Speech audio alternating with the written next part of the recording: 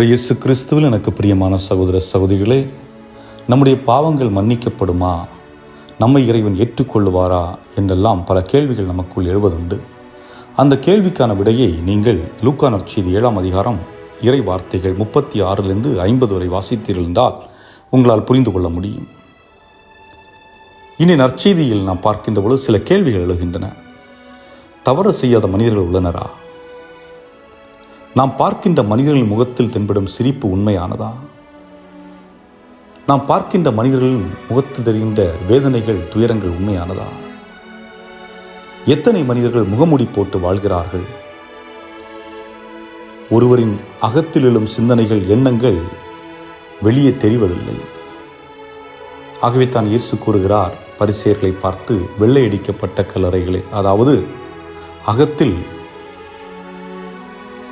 கரைகளும்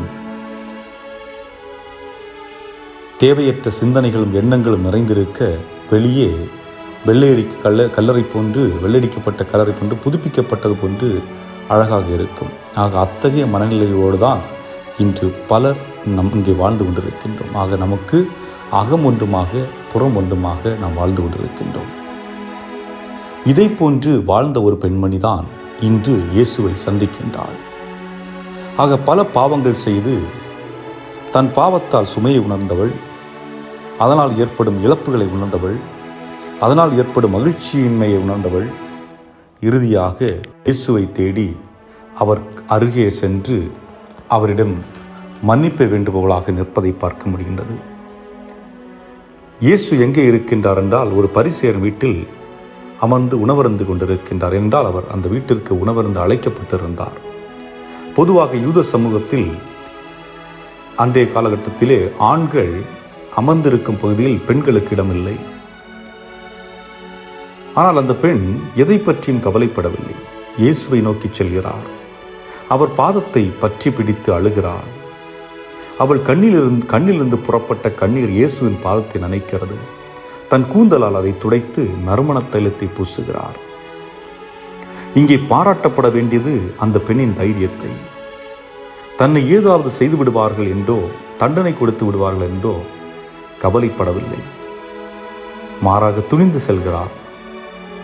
இயேசு அதற்கு கூறும் காரணம், அவள் கடவுளின் இரக்கத்தையும் அருளையும் அதிகமாக பெற்றிருக்கின்றார். ஆகவே தான் அவள் அந்த நேரத்திலே அவர் பாதத்தில் நறுமண தைலத்தை பூசுகின்றார். இதை புரிந்து கொள்ள நமது அன்றாட வாழ்வில் நடக்கும் நிகழ்வை நாம் சிந்தித்து பார்க்கலாம்.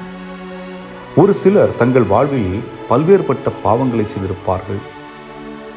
அதனால் நொடிந்து போயிருப்பார்கள். ஏதோ ஒரு சூழ்நிலை கைதி போல் இருப்பார்கள். இப்படிப்பட்ட மனிதர்கள் ஒரு கட்டத்திலே இயேசுவை அறிந்து கொள்ளுகின்றார்கள். இயேசுடைய இரக்கத்தை அறிந்து கொள்ளுகின்றார்கள். இயேசுடைய அன்பை உணர்ந்து கொள்ளுகின்றார்கள். இயேசுடைய ஒளி அவர்கள் உள்ளத்தில் பட அவர்கள் வாழ்வில் மாற்றம் ஏற்படுகின்றது. அவர்கள் உள்ளத்திலே மகிழ்ச்சி ஏற்படுகின்றது. ஆனந்தத்தை கண்டடைகின்றார்கள். ஆழமான நம்பிக்கையை உருவாக்கி கொள்ளுகின்றார்கள். இப்படிப்பட்ட மனிதர்கள், அதிகமான பாவம் செய்தவர்கள் அதிகமான இரக்கத்தை பெற்றுக் கொள்ளுகின்றார்கள் என்று இயேசு குறிப்பிடுகின்றார். ஆனால் சற்று வித்தியாசமான ஒரு மனிதரையும் அங்கு இயேசு நமக்கு வெளிப்படுத்துகின்றார். சைமன் என்ற பரிசேயர், இயேசுவை அருந்துவதற்காக அழைத்தவர். அவர் இயேசு அந்த இல்லத்திற்கு வந்தபொழுது கால் கழுவுவதற்கு தண்ணீர் கொடுக்கவில்லை. இயேசுடைய கரங்களை முத்தம் செய்யவில்லை. அவர் அழைத்தது ஒரு பெரிய மனிதர். அந்த மனிதருக்கு நாம் உணவு கொடுத்தோம் என்றால் இந்த சமூகத்தால் நாம் பேசப்படுவோம் என்ற ஒரு எண்ணத்திலே தான் அழைக்கின்றார் ஒழிய, இயேசுவின் மீது ஆழ்ந்த நம்பிக்கை கொண்டு அவர் அழைத்தது போன்று தெரியவில்லை. அந்த சைமன் சந்தேகப்படுகின்றான். அந்த பெண்ணையும் சந்தேகப்படுகின்றான், இயேசுவையும் சந்தேகப்படுகின்றான். எத்தகைய சந்தேகம்!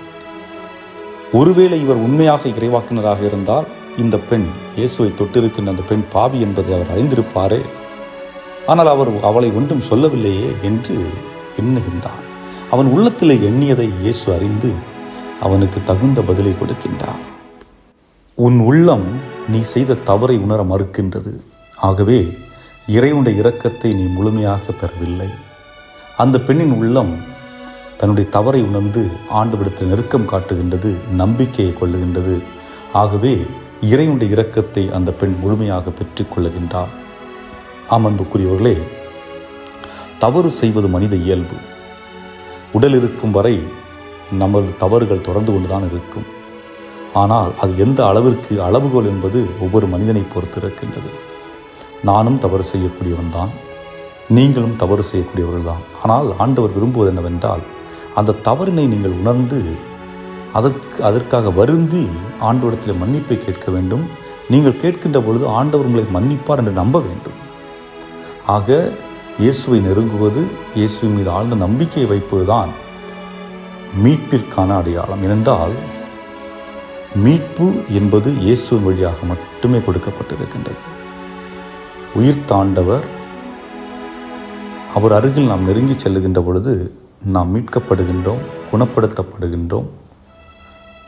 இன்னும் பல அருளையும் ஆற்றலையும் ஆண்டவரிடம் நாம் பெற்றுக்கொள்ளுகின்றோம்.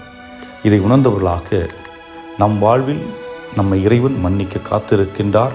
நான் அவரை நம்ப வேண்டும், நான் அவர் அருகில் நெருங்கிச் செல்ல வேண்டும் என்ற நம்பிக்கையோடு இந்த நாளில் இறைவன் கரத்தில் நம்மை ஒப்புக் கொடுத்தவர்களாக மன்றாடுவோம். இறைவன் உங்களை நிறைவாக ஆசீர்வதிப்பாராக. ஆமென்.